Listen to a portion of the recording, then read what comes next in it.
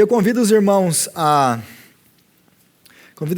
abrirem a palavra de Deus em Romanos capítulo 3. Romanos capítulo 3. Romanos tem sido o nosso texto base, apesar que eu vou usar outros textos. Hoje vocês vão ver isso, que eu vou usar um outro texto, eu vou me referir muito a um outro texto. Então, esse é o nosso texto base. Nós temos estudado a cruz de Cristo nesses últimos... começamos na semana passada. E possivelmente a gente vai prolongar isso por algumas semanas. E mesmo que eu apenas pregasse sobre a cruz de Cristo, nós nunca esgotaríamos a glória, a grandeza, a majestade da cruz de Cristo. Aliás, nós vamos passar a eternidade, buscando entender a glória de Deus em Cristo naquela cruz. Como Deus revelou seus atributos na cruz de Cristo. Então, a gente, na verdade, por mais profundo que a gente chegue, a gente vai apenas dar uma olhada na cruz. Mas é muito importante que a gente tenha um bom entendimento da cruz. Até mesmo porque, para que nós possamos pregar, apresentar a cruz para outras pessoas. Para dar, como diz o apóstolo Pedro, para dar razão da nossa fé. Por que nós cremos no que nós cremos? Como que um homem que morreu e viveu há 2000 anos atrás pode me salvar dos meus pecados? Como que você crê num homem que viveu há 2000 anos atrás? Como que ele pode mudar a sua vida? Porque essas perguntas são perguntas relevantes e as pessoas têm essas perguntas. E se a gente não consegue dar essas respostas para elas, como que elas vão acreditar na nossa fé? Nossa fé tem que ser uma fé que também tem razão. Então, Romanos capítulo 3, a partir do versículo 21. Mas agora se manifestou uma justiça que provém de Deus, independente da lei, da qual testemunham a lei e os profetas. Justiça de Deus mediante a fé em Jesus Cristo para todos os que creem. Não há distinção, pois todos pecaram e estão destituídos da glória de Deus, sendo justificados gratuitamente por sua graça, por meio da redenção que há em Cristo Jesus. Deus o ofereceu como sacrifício para a propiciação, mediante a fé, pelo seu sangue, demonstrando a sua justiça. Em sua tolerância havia deixado impunes os pecados anteriormente cometidos, mas no presente demonstrou a sua justiça, a fim de ser justo e justificador daqueles que têm fé em Jesus. Onde está então o motivo de vanglória? É excluído, baseado em que princípio? No da obediência à lei? Não, mas no princípio da fé. Pois sustentamos que o homem é justificado pela fé, independente da obediência à lei. Deus é Deus apenas dos judeus? Ele não é também Deus dos gentios? Sim, dos gentios também, visto que existe um só Deus, que pela fé justificará os circuncisos e os incircuncisos. Anulamos então a lei pela fé? De maneira nenhuma. Ao contrário, confirmamos a lei. Senhor, essa é a sua palavra, santa, verdadeira, pura. E nós oramos agora, ó Pai, que o Senhor venha nos dar entendimento, que o Senhor venha iluminar o nosso entendimento, para que possamos entender a tua palavra. Hoje, nós oramos a Ti, Senhor, que o Senhor venha nos entender da Tua justiça. Entender um pouco mais dos Teus atributos, de quem é o Senhor. Então, nós te pedimos, ó Deus, graça, o Espírito Santo fala conosco essa noite. É o que nós te pedimos em nome de Jesus. Amém. Hoje nós vamos falar sobre aquilo que a teologia ela chama de o grande dilema. Se Deus ele é justo e santo, Ele não pode nos perdoar. Para muitos de vocês, quando eu falo isso, esse é o grande dilema. Como assim? Deus pode me perdoar. Não faz muito sentido o que eu estou falando. Mas conforme a gente vai vendo hoje à noite, vai andar um pouquinho hoje à noite, vocês vão ver o que é, na verdade, o grande dilema. E apenas para a gente recapitular, para a gente não perder o que a gente falou na semana passada, o ponto mais importante da semana passada, o que eu mais enfatizei na última semana foi entender, dar a base para que a gente possa entender a necessidade da cruz. Então eu usei alguns exemplos, por que nós precisamos entender a nossa geração, o nosso tempo, é que é essa geração que diminuiu Deus e aumentou o homem na pós-modernidade.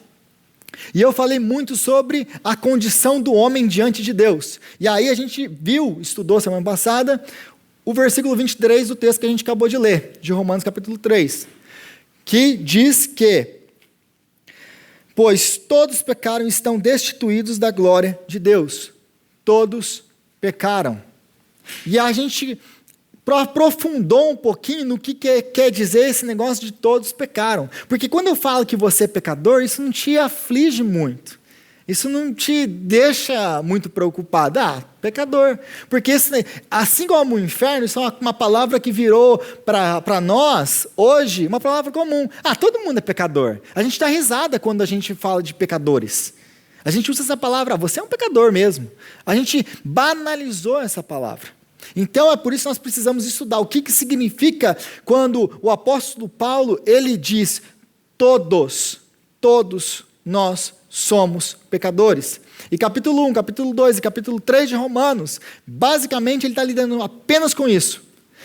Ele começa o evangelho, a explicação do evangelho em Romanos, dessa maneira, explicando o quê? Quem nós somos. Porque se nós não entendermos quem nós somos, o evangelho nunca vai fazer sentido. Nunca. Se a gente não entender qual a nossa condição, quem nós somos diante de Deus e os atributos de Deus, quem Deus é, o evangelho vai ser o que nós vivemos hoje, essa graça barata. Parece que a gente, eu recebi, eu fui perdoado dos meus pecados, mas isso não transforma a vida. Por que não transforma a vida? Porque eu não sei quem eu sou. Então, perdoar pecado para nós, na nossa cabeça, é uma coisa tranquila. Mas aí a gente gastou bastante tempo na semana passada para mostrar o que é pecado. O que é pecado? E aí eu usei alguns exemplos. Eu usei como, por exemplo, a criação. Quando Deus ele cria, e aí eu usei 2 exemplos de Isaías e do livro de Jó. Lembram disso? Deus criando e Deus tirando as estrelas do seu lugar, colocando cada uma no seu lugar e mandando cada uma ficar daqui, você não sai. Todas as estrelas adoram a Deus e obedecem a Deus e dizem amém. O mar, tudo que foi criado, tudo obedece a Deus nos mínimos detalhes. Aí Deus nos cria. E Deus dá um único mandamento. E nós desobedecemos. Então o nosso pecado, é por isso que toda a criação geme, e é por isso que toda a criação vai ficar alegre no dia da volta de Jesus Cristo, no dia que Ele renovar todas as coisas, porque ela foi condenada por nossa causa, tudo sofreu por causa do nosso pecado. Então a única coisa que pecadores que não se arrependerem vão ouvir naquele dia que eles forem condenados e mandados para o inferno, é toda a criação aplaudindo a Deus. Por quê? Porque Ele livrou esse tempo, essa terra, de nós, pecadores, daqueles que não se submetem a Deus. Então, a gente entendeu essa questão do tamanho do nosso pecado. Nosso pecado não é uma coisa pequena diante de Deus. Nosso pecado, nós não pecamos contra o prefeito de uma cidade pequena. Nós não pecamos contra o irmão da igreja. Nós pecamos contra o Deus eterno e eternamente bom. É contra Ele que nós pecamos. Então, o que nós temos, o que nós devemos receber dEle? Qual que é o nosso lugar diante dEle? E é isso que a gente vai continuar e vai retomar aqui hoje. Então, eu peço que você abra a sua Bíblia comigo em Êxodo capítulo 34. Êxodo capítulo 34. Basicamente, esse é o texto em que nós vamos conversar bastante hoje. Êxodo capítulo 34, versículo 6. A gente vai ler do versículo 6 a partir do verso B aí. Essa aqui, gente, você se lembra que Deus tirou Moisés, pegou o povo de Israel, tirou eles do Egito e usou Moisés para fazer isso. Então, aqui, Êxodo capítulo 34, o povo já saiu, Moisés já viu as 10 pragas, ele já viu o mar se abrindo, ele já viu Deus fazer milagre, coluna de fogo, sustentando o povo. Moisés já viu milagre de monte, mas agora ele chega para Deus e ele pede para ver a glória de Deus. Aí Deus fala, você não sabe o que você está pedindo. Mas Deus, ele passa por Moisés, se você ler todo o relato, ele passa por Moisés e ele passa declarando quem ele é. Então, isso aqui é Deus falando quem ele é. Não é nem um profeta, não é ninguém, é Deus falando quem ele é. Versículo 6 diz assim: Senhor, Senhor, Deus compassivo e misericordioso, paciente e cheio de amor e de fidelidade, que mantém o seu amor a milhares e perdoa a maldade, a rebelião e o pecado. Contudo, não deixa de punir o culpado, castigar os filhos e os netos pelo pecado dos seus pais, até a 3ª e 4ª geração. Aqui, nós encontramos então aquilo que a teologia chama de o grande dilema. O grande dilema. Mas muitos de nós, se você lê a Bíblia, e você provavelmente já deve ter lido esse texto, a gente lê a Bíblia rapidinho, a gente não percebe algumas coisas. Porque muitas das vezes a gente não presta muita atenção. A gente até entende o texto ali por cima, mas a gente não presta atenção no que a gente está lendo direito. E existe uma grande contradição nesse texto. Mas uma grande contradição de lógica. Logicamente esse texto ele se contradiz. Como assim então? Deus se contradiz? Leia comigo de novo. Senhor, Senhor, Deus compassivo e misericordioso, paciente e cheio de amor e de fidelidade, que mantém o seu amor a milhares e perdoa a maldade, a rebelião e o pecado. Contudo, não deixa de punir o culpado, castigar os filhos e os netos pelos pecados de seus pais até a 3ª e a 4ª geração. Qual que é o problema desse texto? Existe um grande problema de lógica nesse texto. Você vê que ele fala, Deus compassivo, misericordioso, paciente, cheio de amor e de fidelidade, que mantém o seu amor a milhares e perdoa a maldade, a rebelião e o pecado. Isso aqui em hebraico, gente, é maravilhoso. Porque a construção hebraica desse texto é basicamente dizendo, não existe pecado que Deus não perdoe. É essa ênfase que o hebraico quer dar para a gente. Não existe pecado que Deus não perdoe. Isso é maravilhoso. Existe esperança para nós. Se Deus é um Deus que perdoa, um Deus amoroso, existe esperança para nós. Mas existe um problema no texto. Porque no mesmo texto, no mesmo versículo que ele fala que eu vou perdoar, não existe pecado que eu não perdoe, ele fala o quê? Versículo 7.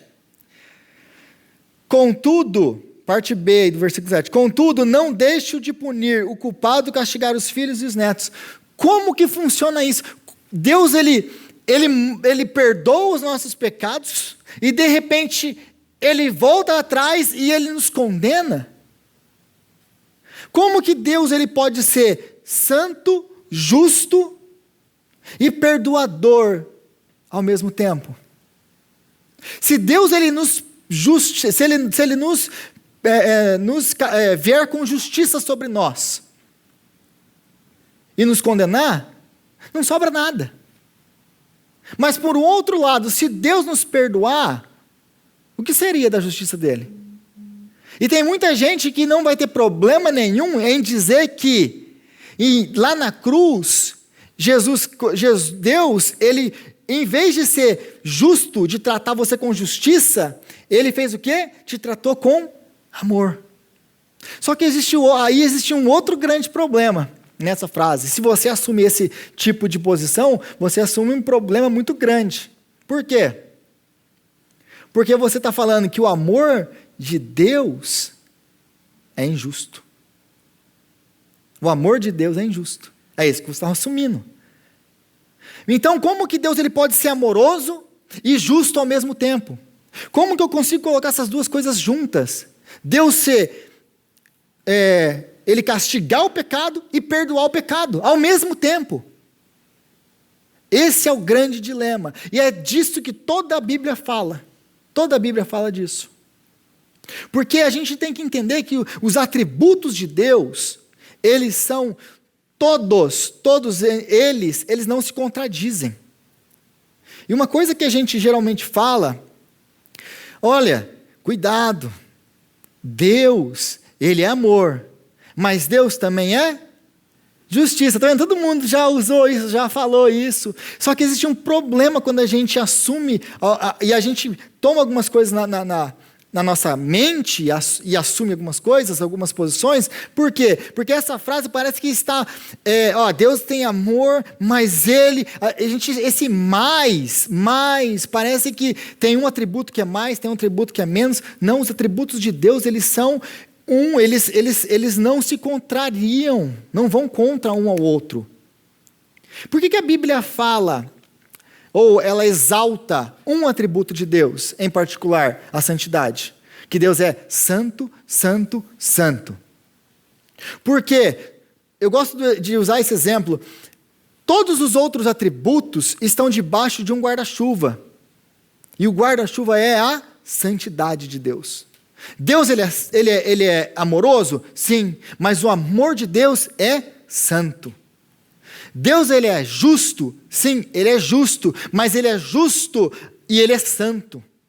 A justiça de Deus é santa. Todos os seus atributos são santos e nenhum se contradiz. Então a gente não pode abrir mão de um atributo para falar de Deus em detrimento ao outro. Deus, ele tem que ser ao mesmo tempo santo e justo e ao mesmo tempo bom. Porque senão está dando choque, está se contradizendo. E é isso que é o grande dilema. Como que Deus pode ser esse Deus que castiga a maldade, que não perdoa nenhum tipo de pecado e que perdoa todos os tipos de pecado ao mesmo tempo? E há uma coisa maravilhosa desses versículos iniciais aqui, saber que Deus é compassivo, misericordioso, paciente, cheio de amor e de fidelidade, que mantém o seu amor. É um Deus de aliança. Porque imagina você se Deus fosse como um de nós. Se Deus fosse como um de nós, um Deus, você já imaginou um Deus todo-poderoso como você? Você já imaginou um Deus todo-poderoso com os seus atributos? Sendo pecador como nós somos? O que seria de nós? O que seria de nós? Então, como Deus seria? E a pós-modernidade, ela vai ter uma resposta para isso. Como seria? Lembra que eu falei na semana passada sobre essa filosofia da pós-modernidade? Que eles querem rebaixar Deus? Como que eles fazem isso? Aí lá tem academia, eu falei que a filosofia está muito mais na nossa vida do que a gente imagina. Por exemplo, você vê inúmeras vezes em que as pessoas transformam homens em Deus. Eles pegam um ser, aumentam ele, dão mais poder para ele e falam que ele é Deus. Por exemplo, Deus, ele não é um Avenger, ele não é um Vingador do filme. Porque se você parar para pensar, de onde vem a nossa concepção de Deus que nós temos hoje? Vem muito mais dos filmes do que da Bíblia. Vem muito mais daquilo que a gente acha de Deus nos filmes do que na Bíblia. Mas você vai ver que isso também não é uma coisa nova, que desde que existe homem, tem essas mitologias, a mitologia grega, egípcia, romana. O que são essas mitologias? Quem são esses deuses? Não são homens com as mesmas paixões, pecados que nós, com mais poder que nós?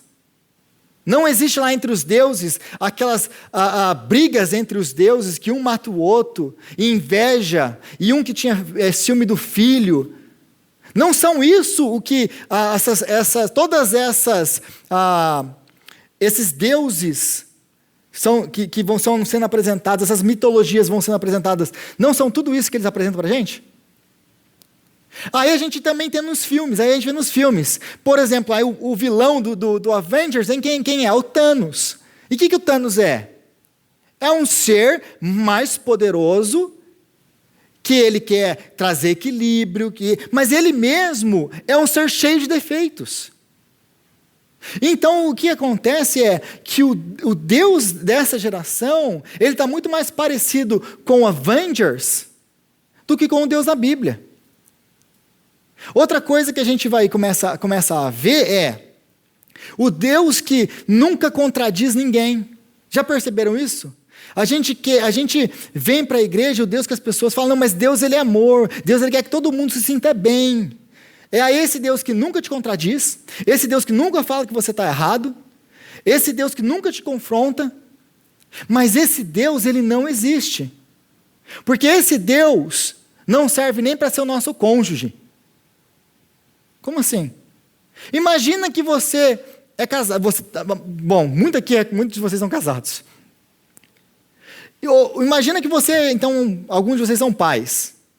E você é pai, e você nunca corrige seu filho, você nunca fala que ele está errado, você deixa ele fazer o que ele fazer, porque o que ele quer fazer, porque você quer que ele se sinta bem. O que essa criança vai se tornar? Um monstro. Um monstro. E vocês já foram em casas que têm filhos que são criados assim. Aliás, aqui nos Estados Unidos, eu estava conversando com alguém esses dias, tem gente criando cachorro assim. Né? Acho que foi com o Ivaldo, não foi, Ivaldo? Foi com o Ivaldo e com a Kiane. Gente que idolatra o cachorro. E assim como é com o cachorro, às vezes é com o filho. Aí nunca corrige, nunca faz nada. Cria um monstro. Então esse Deus da modernidade, ele não serve. Porque ele não existe, porque ele não é Deus. Porque se você quer ter relacionamento com qualquer outra pessoa, se você tem relacionamento com um ser humano, esse ser humano, ele vai te confrontar, ele vai te falar que você está errado. Ou não tem um relacionamento com ele. Então você vê que esse Deus é uma figura da nossa imaginação, que nós criamos, e aí a gente vem para a igreja para adorar o que nós criamos, porque nós criamos Deus à nossa imagem, nossa semelhança, e aí a gente vem na igreja para buscar esse Deus. E quando esse Deus ele não atende os nossos pedidos, a gente vai embora, porque ele não fez o que a gente queria que ele fizesse. Aí a gente vê que nós temos um problema com a figura de Deus, a gente não sabe quem é Deus. Então Deus, meu ponto aqui, Deus não é um ser igual a nós com um pouquinho mais de poder e maior. Ele não é. Ele é, como diz Êxodo capítulo 3, no encontro de Deus com Moisés, totalmente outro. Quando Moisés pergunta, quem é você, qual é o seu nome? Como que Deus vai falar para Moisés quem ele é? Com o que ele vai comparar ele mesmo? Moisés, eu sou quem sou. Porque se você vai me comparar com alguém, eu tenho várias aqui que eu posso me comparar. Eu sou como ela, eu sou como ele. Nós temos a mesma espécie. E Deus, ele vai se comparar com quem? Ele é Deus. Ele é Deus. Então Deus não é como um de nós. E glória a Deus porque ele não é como um de nós. Porque imagina se esse universo fosse governado por um imperador romano. Por exemplo, um homem que lhe era dado todo o poder do império. O que esses homens faziam? Você quer começar a entender o que seria se Deus fosse como um de nós? Pega um ditador, com todo o poder que ele teve, o que ele fez? Pega o imperador romano, com todo o poder que ele fez, o que ele fez? Peguem homens hoje com poder, o que eles fazem? Imagine então agora um ser como nós, todo-poderoso. Nós estaríamos todos perdidos. Não havia esperança para nós. Contudo, Deus não é como um de nós. Deus não é como um de nós. Então, o que a gente vai vendo é que Deus, ele é santo. E ele é totalmente separado do pecado. Deus não aceita uma única falha moral. Não aceita uma única falha moral. Por quê? Porque nós sabemos muito bem o que uma única falha moral fez com todo o universo, não sabemos? Nos condenou a todos. Um único pecado. Só um. Nos levou a isso que nós vivemos hoje. Então, por que o Evangelho de Jesus Cristo é necessário? Por causa de quem nós somos? Não. Por causa de quem Ele é. Porque Ele não é igual a nós, é que nós precisamos de evangelho. Porque pecadores se dão muito bem com outros pecadores. Se Deus fosse como um de nós, apenas maior, nós não precisaríamos de evangelho. Nós não precisaríamos de evangelho. Então, o que acontece é, por que nós precisamos de evangelho? Imagina que a gente falou de céu durante 2 semanas.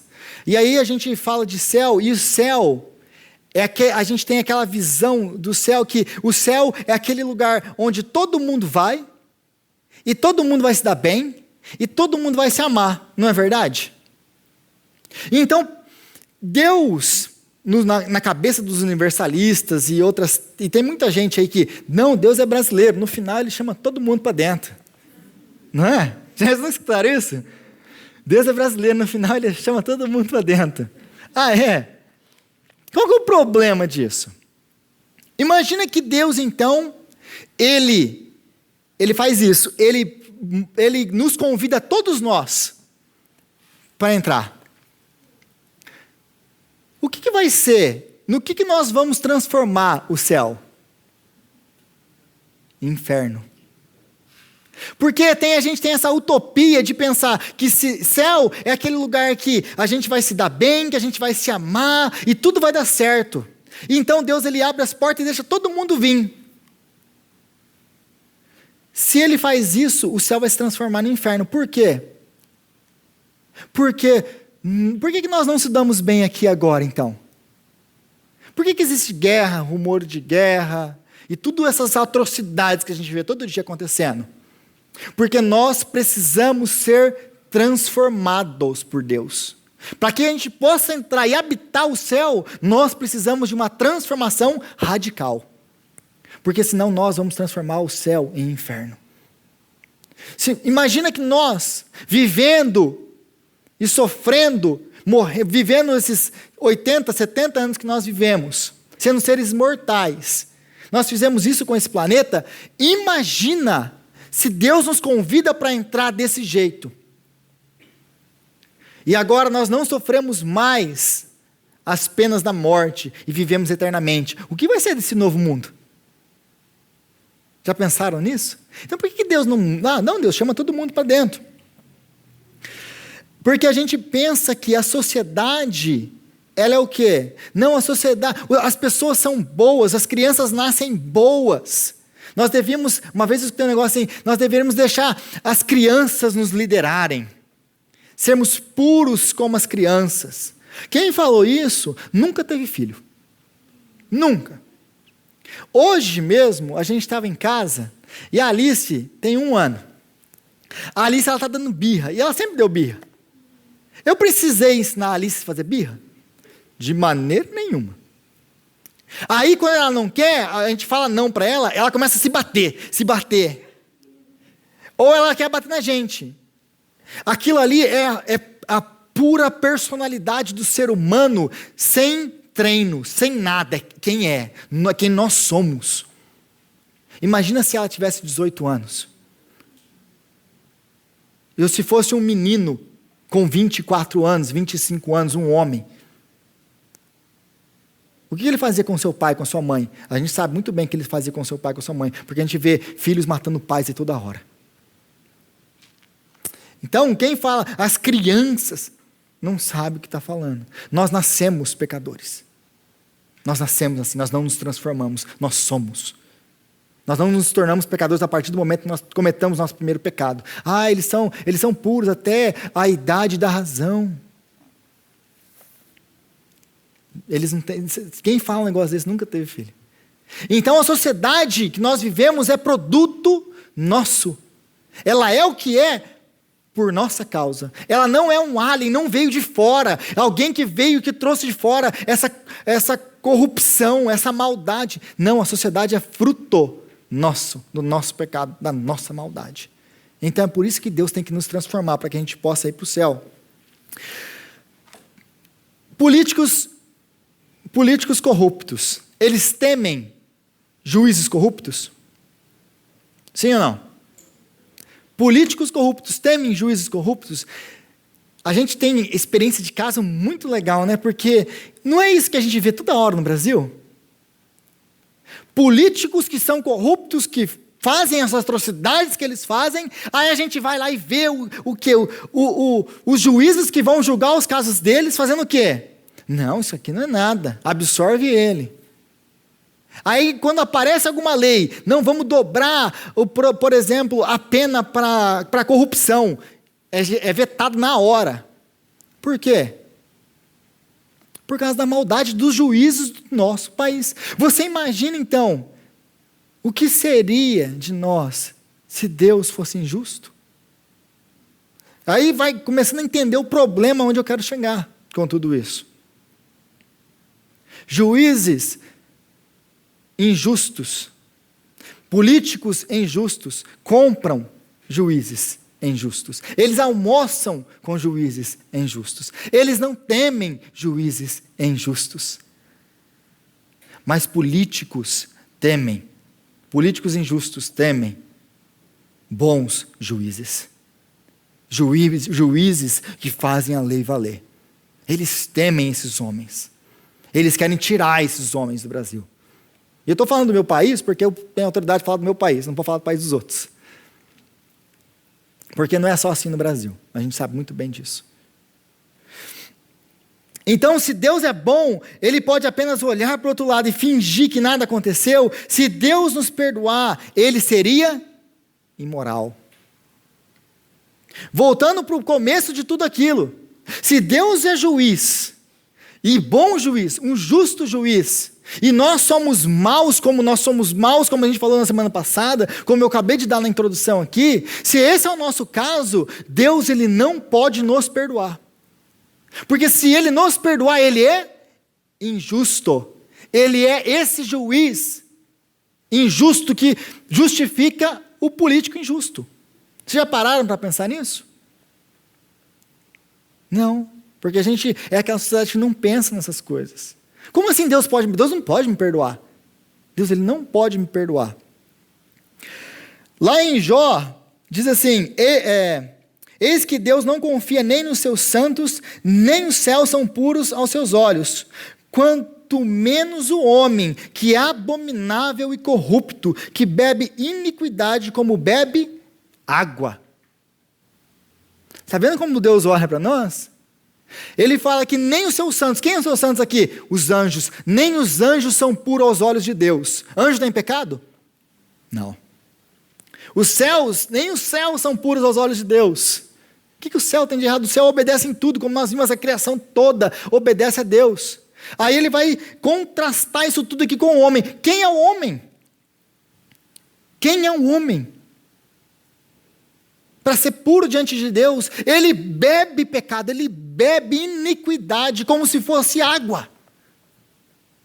Como Deus pode nos perdoar? Ele não pode. Então, eu acabei de falar isso, não é esse o nosso grande clamor quando a gente ora pela nossa nação? Deus nos traz juízes justos para a nossa nação. Deus julga o pecado. Não é isso que a gente quer, não é isso que a gente clama, essa atrocidade que a gente tem acompanhado no Brasil, com todo o caso daquela criança. Não, o que nós queremos? Justiça, justiça, justiça, justiça. Esse é o nosso clamor. Mas, se é o trabalho de juízes humanos fazerem justiça, não é trabalho do juiz do universo fazer justiça? E se ele fizer justiça, o que ele vai fazer conosco?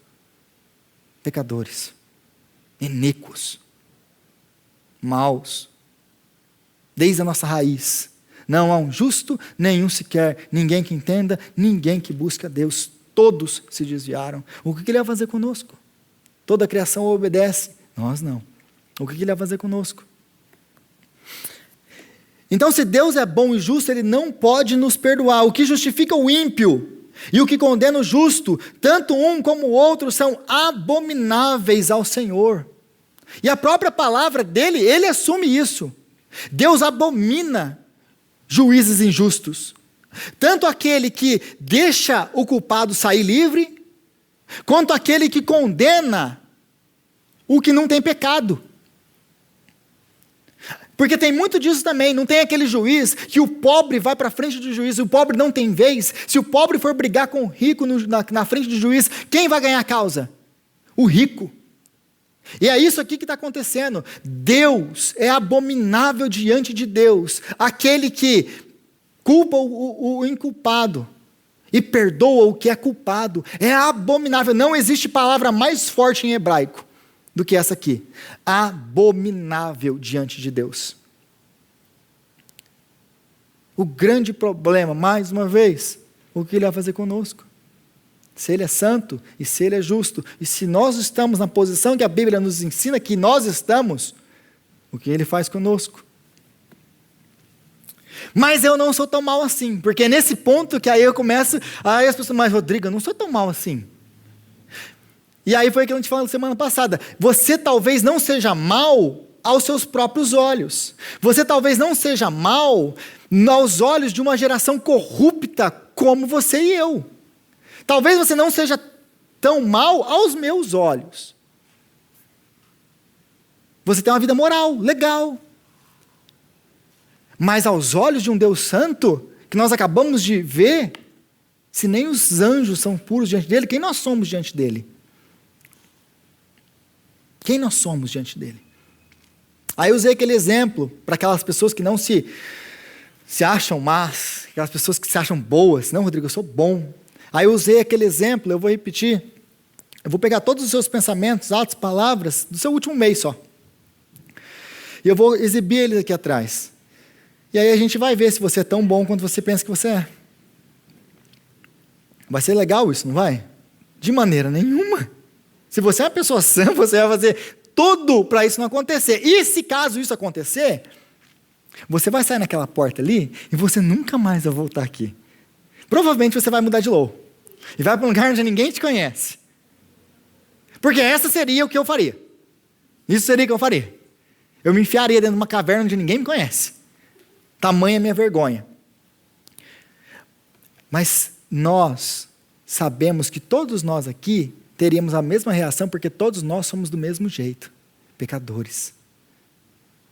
Nós se envergonharíamos dos nossos atos, palavras e pensamentos diante de seres como nós, imundos. O que vai ser de nós quando esses atos forem apresentados diante de um Deus puro e santo? Já pararam para pensar nisso? Aqui eu estou querendo fazer o quê? Eu estou querendo machucar vocês? Sim. Estou querendo escandalizar vocês? Sim. Pelo prazer de escandalizar vocês? Ao contrário do que os jovens pensam? Não. Porque os jovens pensam que eu tenho prazer nisso, eu não tenho. Então qual que é o intuito de tudo isso? Qual que é o intuito de você mostrar escancaradamente, Rodrigo, a maldade do homem? Porque eu quero que vocês amem Deus. Eu quero que vocês amem Deus. E se você continuar pensando que você não é tão mal assim, a ideia de salvação, a ideia de perdão de pecados nunca vai te transformar. Porque você nunca vai entender do que você foi perdoado. E o tamanho do seu pecado diante de Deus. Porque a gente não é tão mal assim. E aí a gente vai levando, aí a gente recebe, eu fui perdoado dos meus pecados. E a gente canta da cruz, a gente fala da cruz, a gente fala do perdão de Deus, mas a gente não entende do que a gente está falando. A gente não entende. E é por isso que existe o que chama aí de graça barata. A pessoa, eu sou salvo, eu vou para a igreja. Não, Jesus morreu pelos meus pecados. E a vida dela continua a mesma. Por quê? Porque ela não entendeu quem ela é. E o tanto que ela foi perdoada. Porque no dia que nós entendemos que cai a ficha quem nós somos, ai de mim. Não foi isso que veio, que Isaías teve com Deus? Isaías era profeta, gente. Um homem de Deus. E um dia Isaías vê Deus assentado num alto e sublime trono. E os anjos se cobrindo, os querubins se cobrindo na presença de Deus. E cantando, santo, santo, santo é o Senhor de toda a terra. E toda a terra está cheia da sua glória. O que Isaías, qual que é a primeira reação de Isaías? A primeira coisa que vem na cabeça de Isaías, ai de mim. Porque os meus olhos viram o Rei, o Senhor. Por que essa é a reação de Isaías? porque ele viu o tamanho da majestade e a glória de Deus. Ele viu que anjos sem pecado se cobrem diante de Deus. E ele fala: eu sou um homem que habita no meio de um povo impuro, de lábios impuros, e eu tenho lábios impuros. Ele era profeta. A boca era o instrumento de Deus na vida dele. E ele fala que os meus lábios são impuros. A única coisa que Isaías vê quando ele vê a glória de Deus é o tamanho do seu pecado. E aí a gente não entende essas coisas. É por isso que a gente vai andando nessa vida medíocre que a gente vai andando. Sem poder de Deus, sem vontade de, cara, largar tudo. Se isso é verdade, foi isso que eu entendi. Foi isso que me trouxe para o ministério. Se isso aqui é verdade, o que eu vou fazer com curso de engenharia, de MBA? O que eu quero com isso? O que eu vou fazer com dinheiro? Eu não quero nada disso. Eu quero conhecer Ele. Se Ele me perdoou como Ele me perdoou, o que eu posso fazer? Foi isso que o apóstolo Paulo entendeu. Se Ele é esse Deus em Jesus Cristo, o que eu posso fazer se não pregar o Evangelho? Eu sou constrangido a pregar o Evangelho. Não tem outra coisa que eu possa fazer. Se Ele me perdoou do jeito que a Bíblia fala que Ele me perdoou, se esse é o meu quadro, se esse sou eu, quem sou eu, o que eu vou fazer mais, gente, se não pregar o Evangelho? Aí a minha vida tomou outro sentido, é por isso que eu estou aqui hoje. Eu não dei minha vida por fantasia, eu entendi esse livro. E ele transformou a minha vida. Não tem mais nada que tem valor para a minha vida, nada fora Cristo, nada. Mas é porque o Rodrigo é radical. Não, eu entendi só isso, eu só entendi a palavra. Eu entendi o que Ele fez por mim naquela cruz. Isso me levou a uma mudança radical na minha vida. Então, o juiz que liberta o criminoso. Aí você imagina que, eu vou usar esse exemplo. Você imagina que um homem pega uma garota, sequestra essa garota. Aliás, ele sequestra a família junto, a mãe, os irmãos, sequestra toda essa família. E ele guarda essa família dentro de um basement. E ali ele abusa daquela família, ele tortura aquela família por anos. E o pai dessa família, ele está tentando procurar. Tem muito tema de filme assim, né? A filha é pega, a esposa é pega, e o pai vai naquela caçada frenética atrás da família, matando todo mundo no meio do caminho para conseguir achar a família. E então esse pai vai procurando, até um dia que ele consegue, depois de anos, achar a sua família. E quando ele está muito próximo, esse bandido ele descobre que o pai conseguiu achar. Então ele mata toda a família dele. E quando ele consegue chegar no lugar que ele abre a porta, que ele consegue achar a sua família está toda morta. Ele consegue ver o bandido está lá ainda, ele consegue lutar com ele, prender, segurar esse bandido. E aí ele chama a polícia. Porque ele pensa, justiça tem que ser feita, eu não vou fazer justiça com as minhas mãos, porque isso não é correto, eu vou chamar a polícia. E ele não mata esse homem, ele chama a polícia vem, todas as provas estão ali, aquelas pessoas estão sumidas há muitos anos, todas as provas ali, aquele homem vai preso, o sequestrador vai preso, e então chega o dia do julgamento. E nós moramos numa cidade, por exemplo, como Lowell, imagina o dia do julgamento, desse julgamento, imagina essa notícia no noticiário. Vai parar no mundo inteiro. E aí a gente chega no dia do julgamento. Você está sentado ali no banco. E depois de todas as provas apresentadas, tudo apresentado, o juiz vai dar a sentença. E aí o juiz, ele dá a sentença. E ele fala assim na sentença dele: eu sou um juiz compassivo e misericordioso, paciente, cheio de amor e de fidelidade, que mantenho o meu amor por milhares, perdoa a maldade, a rebelião e o pecado. Você está livre para ir. Qual que é a sua resposta? Você vai levantar e aplaudir a bondade e a misericórdia desse juiz, certo? Não. Não. Não vai. Por que não? Nós vamos clamar. Esse juiz, ele é pior do que os bandidos que ele solta. Ele é injusto. Nós vamos escrever para o presidente, nós vamos fazer passeata. Vai virar uma anarquia no país. Por causa desse juiz. Sabe qual que é o grande problema? Esse é o nosso Deus. Se Deus ele é santo, se Deus ele é justo, o que ele vai fazer conosco? Porque nós não podemos ser, porque nós somos essas pessoas sentadas no banco dos réus, que mataram, que roubaram, que desobedeceram os seus mandamentos.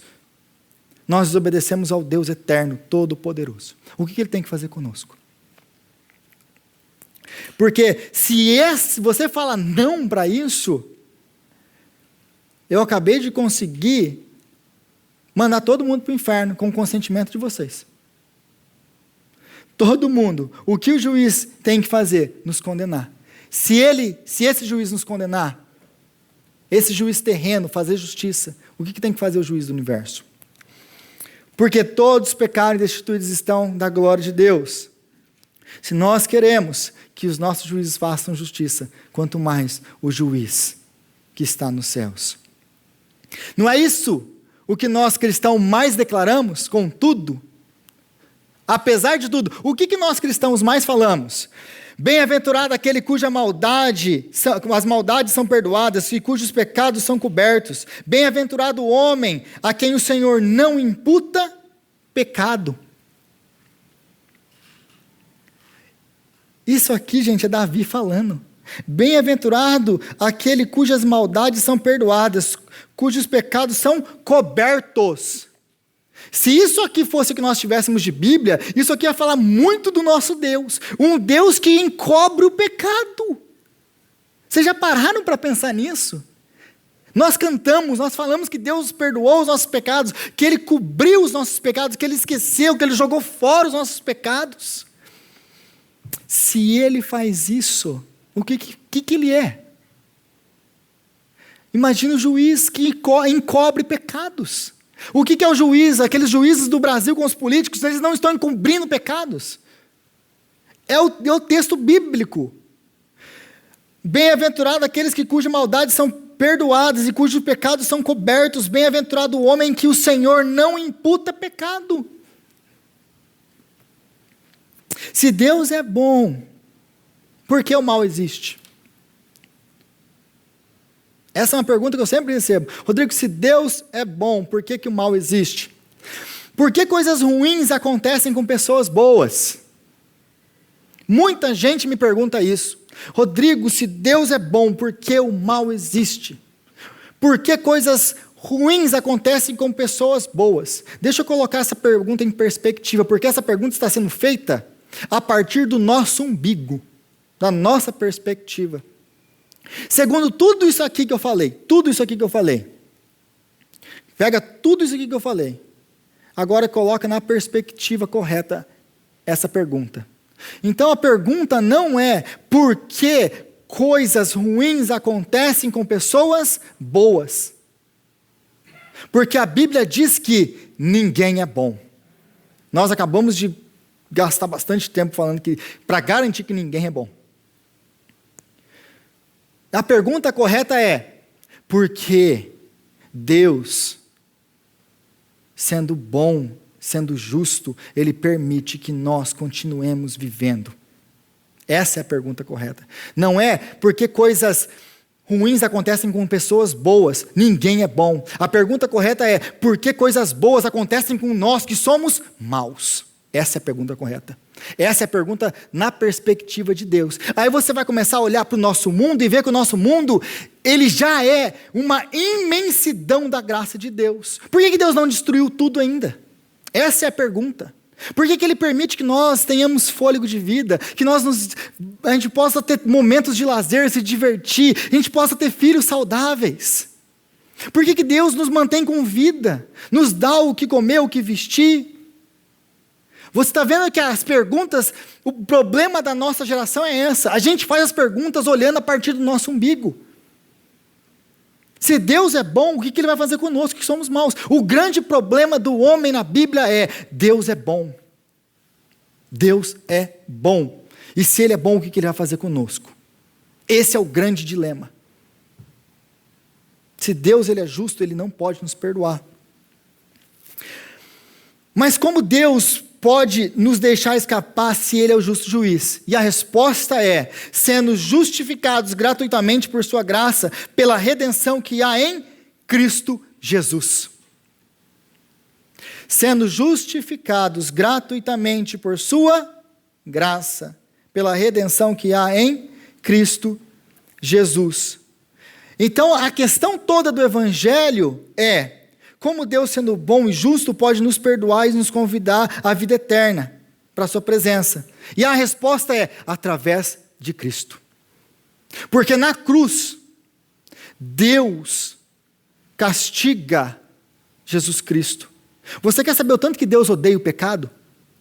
No dia em que Jesus Cristo tomou o nosso pecado sobre Ele, Jesus Cristo, sendo Filho de Deus, o objeto eterno do seu amor, tomou o nosso pecado sobre Ele. O que Deus fez com Ele? Isaías capítulo 53, versículo 10. E agradou a Deus moê-lo e fazê-lo sofrer. Deus matou Jesus na cruz por causa dos nossos pecados. Por causa dos nossos. Talvez você nunca tenha escutado isso na sua vida. Ah, foi o diabo. O preço foi pago para o diabo. O diabo não tem nada a ver com isso. Nada a ver com isso. O problema é: Deus, sendo justo, Ele não pode perdoar o pecado. Como que Ele resolve isso? Jesus. E só Jesus. Só a cruz responde. Como Deus pode ser justo e justificador. Como Ele pode condenar a maldade e o pecado e perdoar a maldade e o pecado no mesmo tempo. Ele tem que condenar Cristo para que Ele possa nos perdoar. Aí você começa a entender o tanto que Ele nos ama. Como nós somos diante dEle, mas nós sendo esses seres diante dEle, Ele faz o quê? Ele nos ama. Ele nos ama. E eu fecho com uma última ilustração. Porque o nosso grande problema, e eu vou explicar isso na próxima semana, eu vou explicar mais sobre essa questão da propiciação, da redenção, como que isso acontece, como que Deus opera essas coisas. Essas palavras que a gente viu, redenção, propiciação, justificação, a gente tem que entender essas palavras, o que isso significa. Mas eu fecho com a última ilustração, o meu último exemplo. E imagina que esse cara que eu falei, esse assassino que eu lhe dei agora há pouco, esse mesmo exemplo, ele não pecou contra o juiz, porque Deus ele não é apenas um juiz, Ele é o rei de todo o universo. Nós não pecamos contra um juiz, nós pecamos contra um rei. E se você conhece um reinado, pelo menos nas histórias que a gente lê, como que funciona um reinado? Todo o poder é de quem? Do rei. O rei ele faz as leis e ele faz o que ele quiser, porque ele é o rei. Então este homem, ele pecou contra um rei. Imagina que ele pega pega a família, encarcera a família, e o rei, depois de anos, ele descobre. Na hora que o rei chega para poder pegar a sua família de volta, esse assassino mata a família do rei. O que o rei tem que fazer? Matar a família. Matar o assassino, condenar ele. Aliás, existe uma lei no reino dele que já fala: se matar, você morre. Não matarás. Porque aquele que matar, assim morrerá. Então, ele é trazido, porque o rei fala: não, eu vou exercer justiça, porque o meu reino é baseado em justiça. Então, vou trazer ele para a minha frente e eu vou julgar o caso dele. Ele está julgando o próprio caso dele, como rei. A família dele foi assassinada. E então, ele está lá sentado no trono. O dia do juízo chega, o dia do julgamento chega. Imagina a cabeça dos seus generais. Homens que amavam a família dele. Que está vendo aquele assassino sentado ali. E no mal esperam a hora de que o rei fale: pode matar. Eles ansiam por isso. E aí, depois de tudo isso que aconteceu, o rei fala assim: você fez isso que você fez, você é condenado à morte. Contudo, eu sou um juiz, eu sou um rei, eu sou um rei amoroso, e todo mundo sabe que eu sou um rei amoroso. O meu reino, ele é construído a partir de 2 pilares, justiça e amor. E para te provar que eu sou justo, mas que eu também sou amoroso, e a justiça demanda que seja pago, a sua vida seja morta, você seja morto por causa da minha justiça, mas para te mostrar o quanto eu amo. O rei começa então a tirar a sua coroa, e ele coloca a sua coroa de lado. Ninguém nunca viu o rei sem coroa. E ele então tira suas roupas reais e deixa a sua roupa real de lado. E os seus generais, ninguém está entendendo nada do que está acontecendo. O que o rei está fazendo? E o rei tira a sua roupa e fica nu, na presença de todos os seus súditos, na presença de todos os seus generais, na presença de um assassino que merece a morte. Ele desce do trono e ele vai ao encontro desse assassino. Você merece a morte, mas eu te perdoo. E ele abraça esse assassino. E para você